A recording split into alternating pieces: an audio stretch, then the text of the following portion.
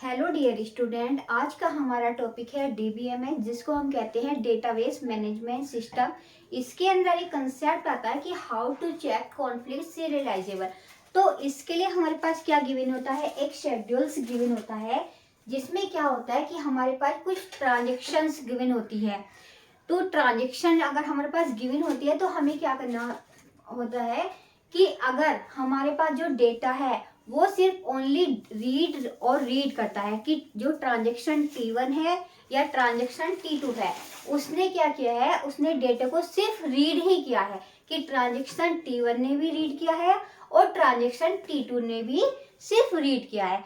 तो उस कंडीशन में हमारा कोई भी कॉन्फ्लिक्ट नहीं जनरेट होता है। अब बात करते हैं कि हमें पता कैसे चलता है कि हमें पता चलता है कि हम इसको कॉन्फ्लिक्ट सीरियलाइजेबल चेक करते हैं। तो अगर हमारे पास कंडीशन होती है रीड और रीड वाली कंडीशन, तो इसके अंदर कोई भी कॉन्फ्लिक्शन जनरेट नहीं होता है। बट अगर हमारे पास क्या है, रीड और राइट कंडीशन गिवन है, तो उसमें हमारे पास क्या होता है, कॉन्फ्लिक्शन जनरेट हो जाता है। थर्ड आता है हमारा, अगर हमारे पास कोई ट्रांजेक्शन राइट है और किसी ने क्या कर लिया, इसको रीड कर लिया, तब भी हमारे पास क्या होता है, कॉन्फ्लिक्ट हो जाता है। एंड लास्ट होती है राइट और राइट कंडीशन। अगर राइट और राइट होता है तो उस कंडीशन में भी कॉन्फ्लिक्ट जनरेट हो जाता है। तो इसमें क्या करते हैं गाइस, जैसे कि अगर हमारे पास एक अकाउंट है जिसको हम कहते हैं कि ज्वाइंट अकाउंट है, कि ब्रदर एंड सिस्टर का भी ज्वाइंट अकाउंट हो सकता है, तो उसमें क्या कंडीशन है कि जब भी कोई भी ट्रांजेक्शन T1 हो या ट्रांजेक्शन T2 हो, अगर वो अपना क्या करता है, कुछ मनी को डिपॉजिट करता है और कंडीशन क्या हो जाए कि T1 ने भी उसको रीड किया है एंड T2 ने भी रीड किया है, तो उस कंडीशन में कोई भी कॉन्फ्लिक्शन जनरेट नहीं होगा। बट क्या होगा, अगर T1 ट्रांजेक्शन है और T2 ट्रांजेक्शन है, तो T1 ने क्या किया, T1 ने जब बैंक अकाउंट में कोई भी मनी डिपॉजिट की, जैसे कि पहले कितनी थी इसमें 500, और अगेन उसने डिपॉजिट किया 1000, तो यहाँ पर क्या हो गया कि सिर्फ T1 को क्या पता था कि यहाँ भी T2 को क्या पता था कि ओनली 500 है। बट जब ट्रांजेक्शन हो गई और उसके बाद में यहाँ पे क्या हो गया, राइट हो गई, तो यहाँ पे कितना हो गया 1500। तो इस कंडीशन में क्या हो गया, कॉन्फ्लिक्ट जनरेट हो गया, क्योंकि अब क्या सोचेंगे कि T1 ने डिपॉजिट किया है या T2 ने डिपॉजिट किया है, तो उस कंडीशन में हमारा कॉन्फ्लिक्शन जनरेट हो जाता है। अब बात करते हैं, जैसे कि हमारे पास ये शेड्यूल्स गिवन है, इसमें हम कैसे चेक करते हैं।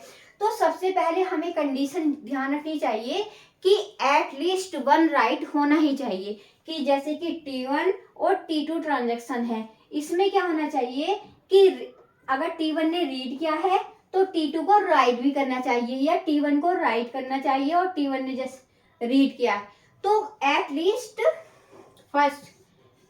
एटलीस्ट वन राइट, कम से कम एक राइट होना ही चाहिए। सेकंड कंडीशन क्या होती है कि जो हमारा डेटा होता है वो क्या होता है, सेम टाइप का डेटा होना चाहिए, ऑन सेम डेटा।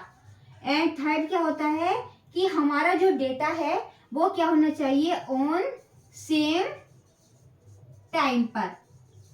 तो ये कंडीशन भी हमें चेक करनी होती कि जो ट्रांजेक्शन दे रखे हैं उसके अंदर एक राइट होना ही चाहिए। सेकंड आती है जो हमारा डेटा है, जो हमारा शेड्यूल्स के अंदर डेटा गिवन है उसके अंदर क्या होना चाहिए, सेम डेटा होना चाहिए। ऐसे नहीं कि रीड वन ने और क्या क्या, रीड ऐसे दे रखा है कि रीड वन एक्स है और रीड वन वाई है, तो रीड वन ने तो क्या किया है, एक्स ने इसको रीड कर लिया है, और W1 ने क्या कर लिया, W2 ने क्या कर लिया है, बाई को राइट कर दिया है। तो इस कंडीशन में क्या होता है, कॉन्फ्लिक्शन जनरेट नहीं होता है।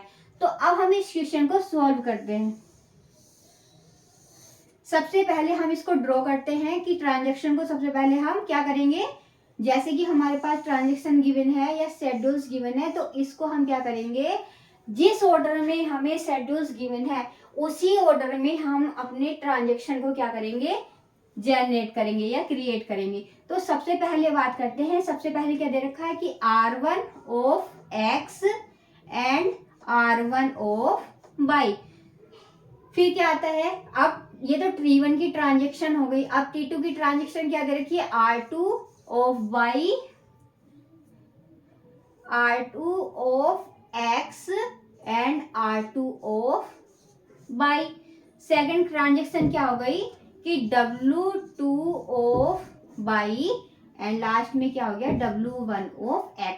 क्योंकि जो भी हम डायग्राम क्रिएट करते हैं वो हमें सिर्फ उसी ऑर्डर में लिखना है जिस ऑर्डर में वो गिवन है। अगर हम इसमें मिस्टेक करेंगे तो हमारा क्वेश्चन गलत हो जाएगा। तो हमने जैसे कि हमें ऑर्डर में गिवन था उसी ऑर्डर में हमने इसको राइट कर लिया। अब हम देखते हैं कि जो R1 ऑफ X है कि जो T1 ट्रांजेक्शन है उसने भी रीड किया है, लेकिन यहाँ पे क्या है, जो X है, T1 X है, उसने यहाँ पे राइट नहीं किया है। तो इसका मतलब है कि T1 से T2 पे कोई भी कॉन्फ्लिक्ट नहीं हो रहा है।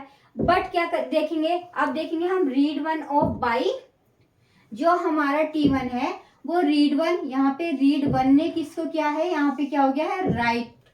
तो अब क्या है, जो T1 ट्रांजेक्शन है वो कहाँ पे, T2 पे जाके क्या हो गई है, राइट हो गई है। फिर हम नेक्स्ट चेक करेंगे, यहाँ पे देखेंगे कि जो हमारा सेम डेटा है R2 of X and right 1 of X। तो अब क्या किया है, ये हमारा किसके पास गया कि जो हमारा रीड X था वो क्या राइट हुआ, T1 ने उसको राइट किया। तो इसमें हम चेक करते हैं एक प्रेसिडेंस ग्राफ। यहाँ पर हम एक प्रेसिडेंस ग्राफ को क्रिएट करेंगे। तो प्रेसिडेंस ग्राफ हम कैसे क्रिएट करते हैं, जैसे कि हमें दो ट्रांजेक्शन दी गई हैं, उनको हम राइट करते हैं कि T1, सेकंड है T2। अब T1 अब क्या कर रहे हैं, जो T1 ट्रांजेक्शन है वो कहाँ पे जाके राइट हो रही है, T2 की साइड में। तो T1 से T2। अब देखते हैं कि जो T2 की ट्रांजेक्शन है वो कहाँ पे आके राइट हुई है, T1 के पास।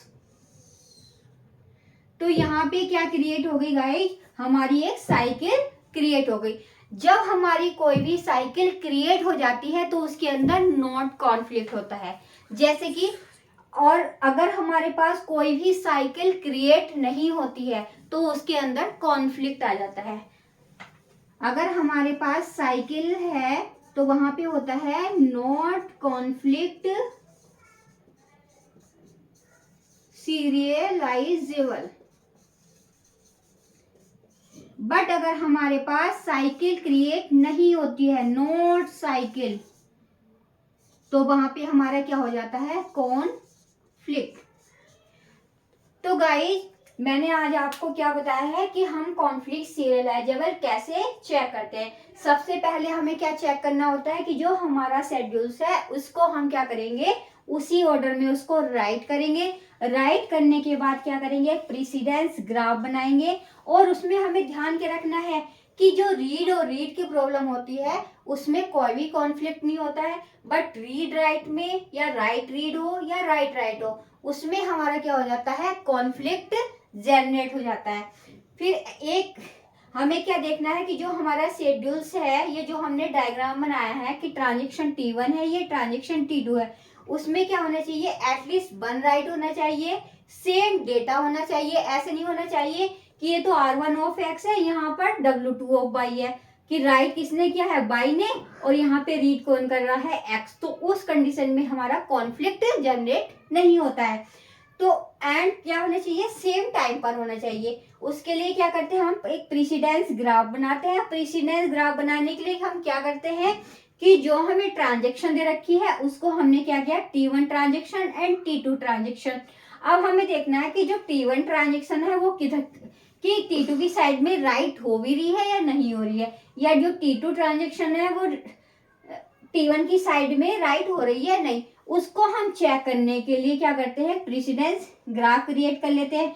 अगर हमारे पास कोई भी साइकिल क्रिएट हो जाती है तो वो होती है हमारी नॉट कॉन्फ्लिक्ट। एंड अगर हमें साइकिल नहीं क्रिएट हुई, कोई भी साइकिल जनरेट नहीं हुई, तो उस कंडीशन में हमें कॉन्फ्लिक्ट जनरेट हो जाता है। तो गाइस ये बहुत ही ध्यान रखने वाली बात है कि सिर्फ हमें क्या ध्यान रखना है कि अगर कोई भी साइकिल क्रिएट होती है, अगर साइकिल बन जाती है, जैसे कि क्या होता है, मेरे पास कुछ इंफॉर्मेशन है वो मैंने आपको शेयर की, आपके पास कुछ इंफॉर्मेशन है वो आपने शेयर की, तो उस कंडीशन में क्या होता है, कॉन्फ्लिक्ट जनरेट नहीं होता है। बट अगर मेरे पास कोई भी हिडन इंफॉर्मेशन थी वो मैंने आपको नहीं शेयर की, या आपके पास जो भी इंफॉर्मेशन थी आपने मुझे वो शेयर नहीं की, तो उस कंडीशन में क्या होता है, कॉन्फ्लिक्ट जनरेट हो जाता है। तो बस गाइस यही ध्यान रखना कि जब हम प्रेसिडेंस ग्राफ बनाते हैं तो उस कंडीशन में अगर साइकिल है, साइकिल क्रिएट हो रही है, तो उस कंडीशन में क्या होता है, नॉट कॉन्फ्लिक्ट होता है। अगर साइकिल जनरेट नहीं होती है तो वो हमारा क्या होता है, कॉन्फ्लिक्ट हो जाता है। तो thank you guys. Thank you guys. अगर आपको मेरी वीडियो अच्छे लगे तो लाइक करें, शेयर करें एंड सब्सक्राइब करें। Thank you.